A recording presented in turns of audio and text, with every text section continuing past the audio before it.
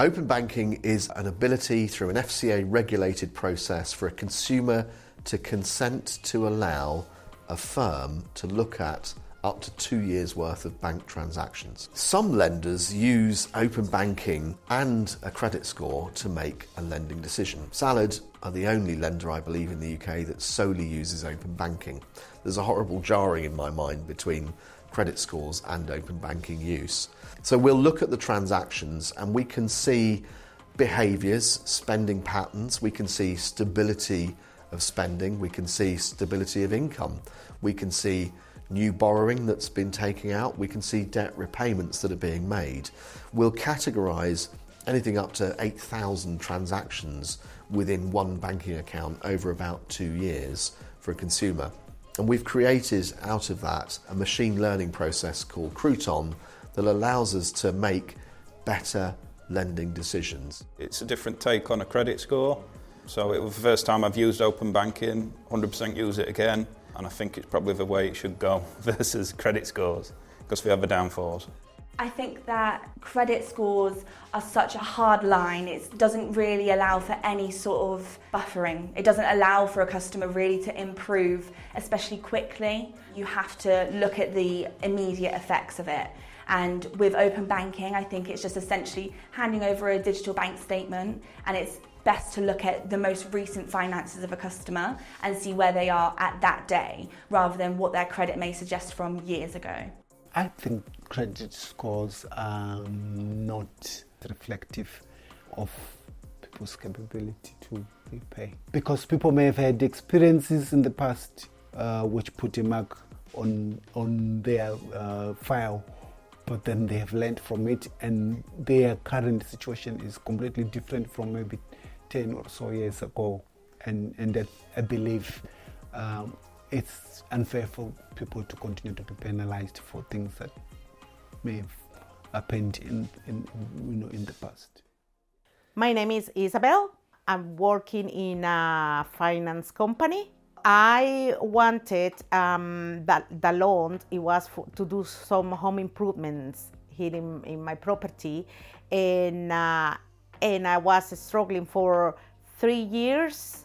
That I couldn't do this improvement because I couldn't get the loan until finally, when I got the loan from Salad, I immediately got the improvement that I wanted to. The problem with the other companies that they couldn't give me any loan is because they were asking for my credit score, and they immediately were rejecting it.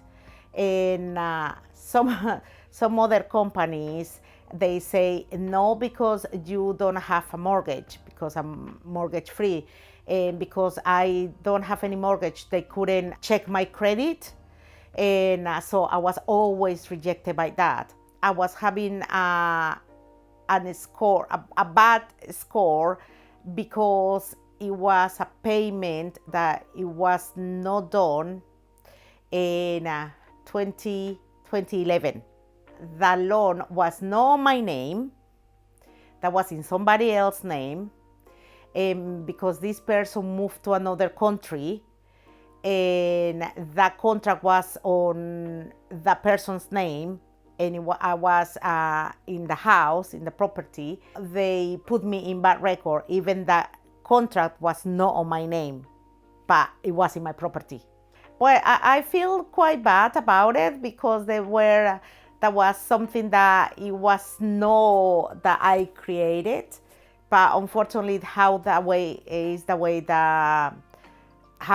record, the credit score works in this country, and I just take it as it is, yes.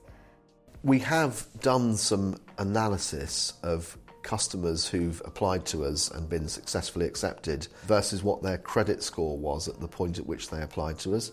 Interestingly, 10% of people that we've lent to didn't even have a credit score.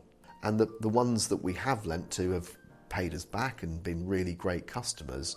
But it's quite clear that open banking opens up the ability to make better lending decisions that would typically disbar someone, for instance, who had a county court judgment or had an IVA or had missed payments, for instance.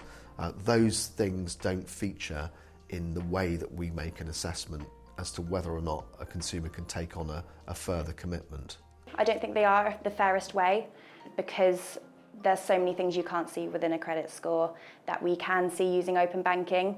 Open banking gives a much wider picture, whereas credit scores give a very slim, limited view that is not explained at all. So we use people's open banking data primarily to make an affordable and appropriate lending decision, but we also use it uniquely, well, it was uniquely when we started, to make calculations as to whether a consumer is entitled to additional benefits. We provide that service for all applicants. It's been remarkable that in the last 24 months, that's now a widely accepted process across CDFIs, banks, other lenders in the space. So in 2023, Responsible Finance members identified in excess of £600 million worth of additional benefits for our applicants. Over 50% of applicants for CDFIs have an entitlement to additional benefits from our figures, and these figures can be potentially life-changing and could be the difference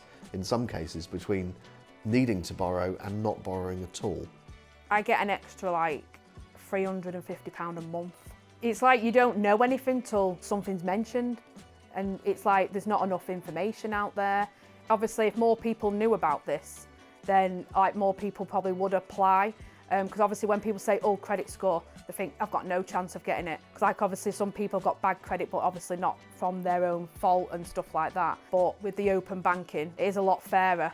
Open banking, I think at this right moment, I think everybody, every company should use instead of credit score, because sometimes there are people that go in the past like bad times that they couldn't afford, but things changes all the time in the human life.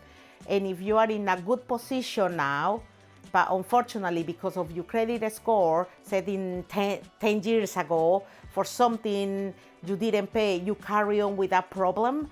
And now you say, no, but I'm okay now. We really believe that the marketplace needs to be served better by lenders using open banking. Open banking could and should be used in all cases where credit decisions are being made. So hopefully this video has given you a really good insight as to how open banking is so impactful and powerful as a lending tool. Watch our other videos for more borrower insights.